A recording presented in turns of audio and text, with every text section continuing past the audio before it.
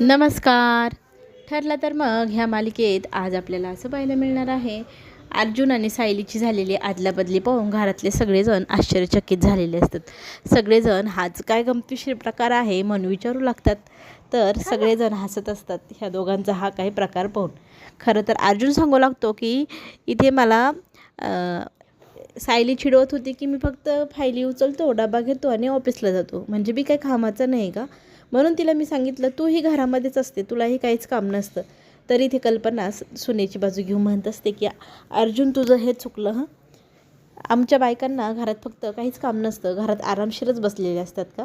रविराज लगेचच अर्जुनची बाजू घेऊ लागतो आणि म्हणू लागतो, मग अर्जुन तूही बरोबर बोलतोय, आम्ही काय नुसतं फायली आणि डबा घेतला की ऑफिसला जातो, आम्हाला तिकडे काही टेन्शन नसतात. हे दोन्ही हे चुकीचंच आहे. आता दोन्हीही गोष्टी चूक असं म्हटल्यानंतर प्रतिमा मात्र म्हणू लागते की नाही, हे जे काही केलं आहे ते दोघांनीही बरोबर केलं आहे. जोपर्यंत तुम्ही दोघं एकमेकांचं आयुष्य जगून पाहणार नाही, त्यातले खोलावी तुम्हाला कळणार नाही आणि कोण किती कामाचं कोण बिनकामाचं हे त्याच्यानंतरच कळेल. इथे अर्जुन म्हणू लागतो की माझे काम जास्त महत्त्वाचे असतात, मी खूप जास्त काम करतो. अर्जुनच्या ह्या गोष्टीला साफ इन्कार करतात आता त्याचे वडील. तू जे समजतो ना तसं काही नाही, घरीही खूप पुष्कळ कामं असतात. आता दोन्ही गोष्ट चूक दोन्ही गोष्ट बरोबर ह्या वादामध्ये सगळेजण एकमेकांसोबत वाद घालू लागतात.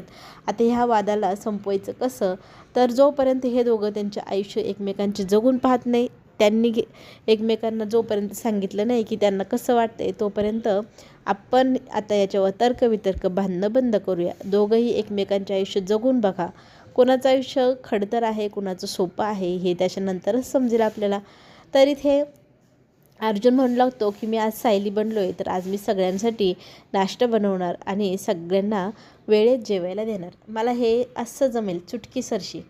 अच्छा, हे चुटकीसरशी जमणार का, मग करूनच दाखव, असं म्हणत इथे सायली आता ऑफिसला जायला उशीर होतोय अशी हाक मारू लागते. तर तिला नाश्ता हवा असतो.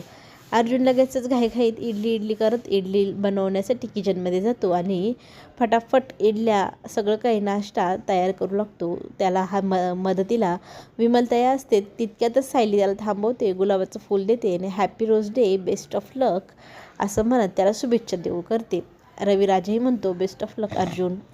आणि सायली दोघंही आता त्यांच्या कामाला लागलेले असतात. इकडे चैतन्य फोन लावून वैतागलेला. अर्जुन काही केल्या फोन उचले ना, त्याचं कारण तरी कळे ना.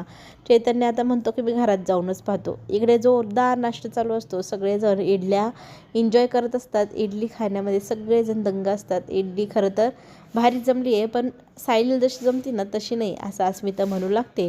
आणि अर्जुन म्हणू लागतो नक्की तू कुणाच्या बाजूनी आहे, तर ती सांगते मला काही झालं तर माझ्या सायलीच्याच बाजूने राहायचं आहे, मी सायलीच्या बाजूनीच राहणार, त्याच्यामुळे इडली मला आज एवढी काही खास पटलेली नाही हे ती मुद्दाम सांगते. तर इथे तो म्हणू लागतो की मी सगळे कामं करणार आहे, त्याच्यामुळे कोणाला काही वाटतंय तर मला नक्की सांगा काय हवं असेल तर. तर तितक्यातच तिथे चैतन्य येतो आणि बघून मग जोरजोरात हसू लागतो आणि म्हणतो मी आज पाहिलं तर पाहिलं काय, चक्क ॲडव्होकेट साहेब हे किचनमध्ये आणि मी हे दृश्य पाहावं हे माझ्या डोळ्यांनी. तर इथे सगळी गमतीशीर झालेली ही काही ठरलेली गोष्ट असते.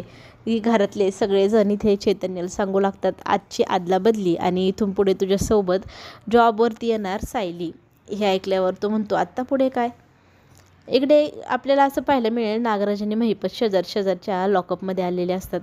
नागराजला इथे आपले महिपत साहेब म्हणू लागतात की नाग्या तुला खूपच जास्त फन करायला लागला आहे, तुझा ना फन्नात चेचायला पाहिजे असं म्हणत लगेचच नागराजने इथे महिपतची कॉलर पकडलेली असते. तुलाही काही मी सोडणार नाही, तुझ्यामुळेच हे सगळं घडतं आहे.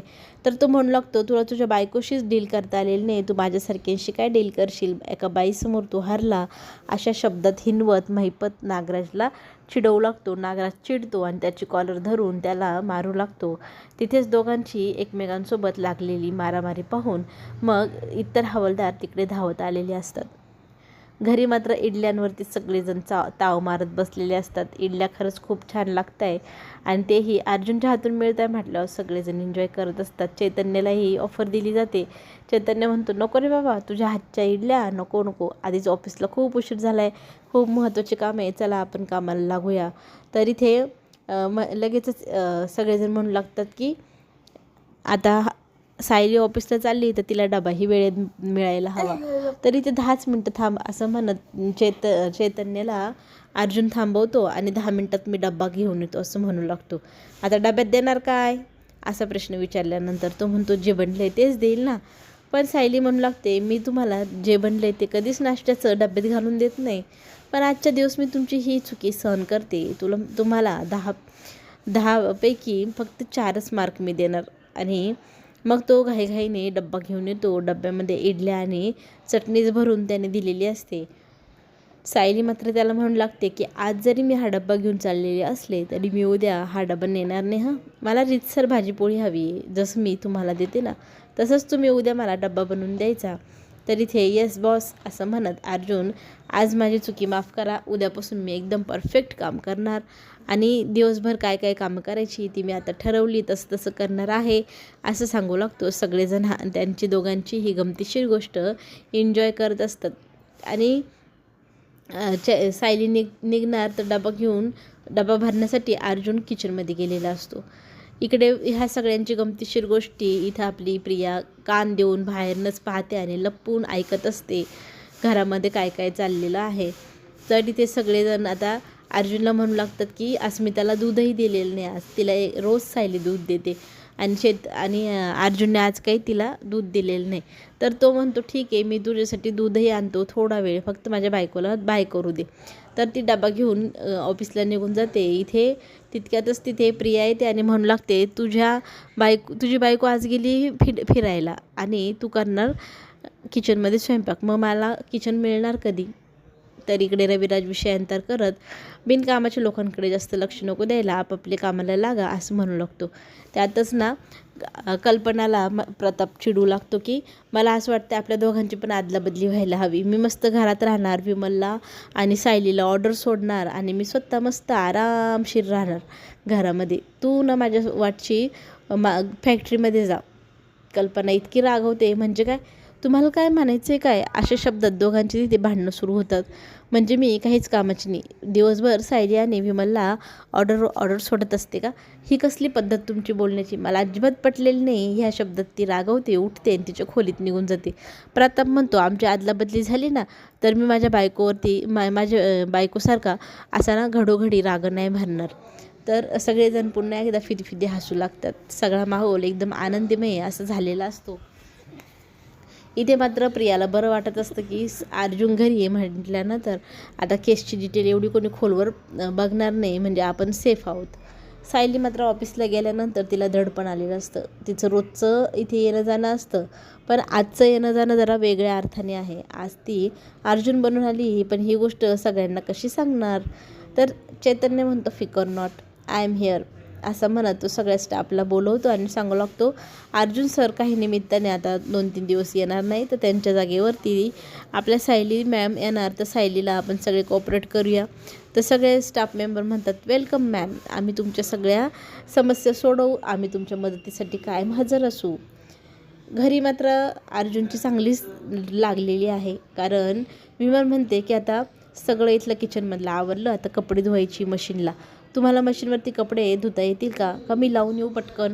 अर्जुन म्हणतो नाही, जे कामं माझी बायको करते ते सगळे मी करणार, तुम्हाला कशातच मदत करायची नाही, जमेल मला, मी करून घेईल असं म्हणत तो इथे विमलला जा सांगू लागतो. तर विमल म्हणते नक्की जाऊ ना.